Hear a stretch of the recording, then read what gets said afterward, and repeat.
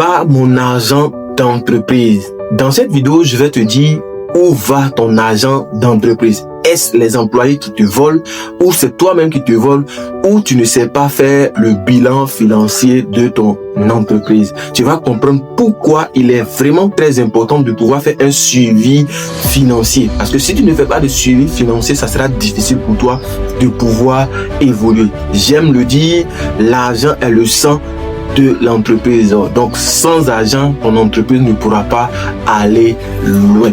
Mais l'une des choses que j'ai remarqué chez les jeunes, ce qui les intéresse, c'est de pouvoir trouver des clients, de pouvoir vendre. Mais le problème, si tu as reçu de l'argent et que tu ne sais pas gérer cet argent, ça sera difficile pour toi de pouvoir évoluer.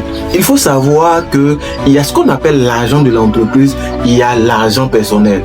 Beaucoup de personnes confondent cela parce que c'est eux qui ont créé l'entreprise. Donc tout l'argent qui doit rentrer dans l'entreprise, ils doivent utiliser. Il y a une petite urgence où on appelle, c'est l'entreprise qu'on appelle. Peu importe le type d'entreprise et la taille de ton entreprise, il faut comprendre que ton entreprise doit être à part et tes projets doivent être à part.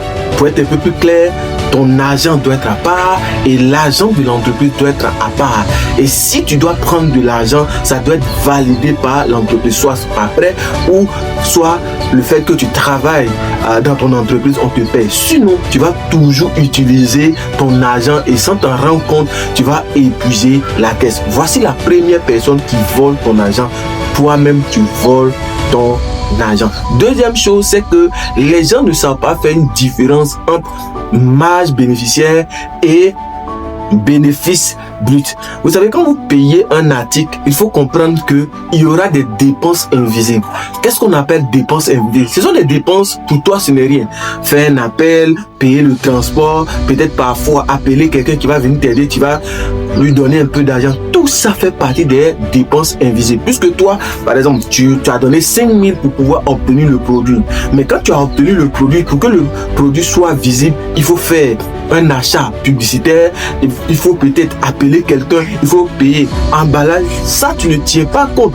Mais tout ça fait partie aussi des dépenses que tu prends dans la caisse pour pouvoir effectuer. Donc, la deuxième personne qui vole ton argent, ce sont les dépenses invisibles. Donc, à partir d'aujourd'hui, tu dois pouvoir énumérer toutes les dépenses qui rentrent en ligne de compte dans la fabrication ou bien dans l'obtention du produit ou dans la publicité du produit. C'est pourquoi vous allez voir quelqu'un qui va peut-être payer un produit à 2000 francs et vendre ce produit peut-être à 7000. Quand il dit mais non, ce monsieur c'est un voleur. Mais non, c'est pas un voleur. Ce monsieur s'est rendu compte que pour pouvoir obtenir le produit, il a dû appeler, peut-être l'appel a coûté 1000 francs.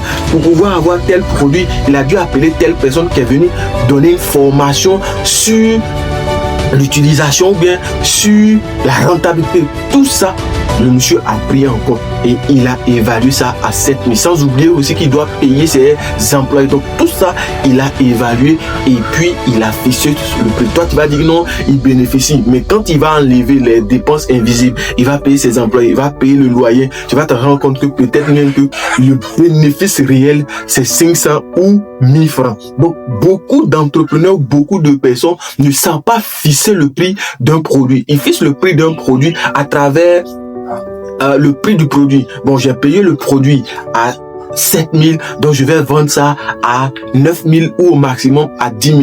Les 2000, c'est un bénéfice brut, mais tu ne tiens pas compte de toutes les dépenses qui entourent le produit. Et troisième personne, ça peut être les employés. Mais sauf que tu n'as pas mis un système en place qui fait que les employés parfois même ne doivent pas voir la traçabilité ou même avoir possession de l'argent. Quand tu laisses trop l'argent dans la main des employés, lorsqu'ils seront dans une urgence obligée de pouvoir utiliser, tu diras que non, c'est pas normal, je les paye. Mais la réalité est là, c'est que ces employés là vont voler. C'est vrai, peu importe les stratégies qu'on va mettre en place, il y aura toujours du vol. Mais ici, ce que je vais attirer ton attention, c'est de devoir mettre un système en place qui va empêcher ou diminuer même le vol dans ton entreprise. Si tu m'as bien compris, il y a 3 personnes qui volent ton argent.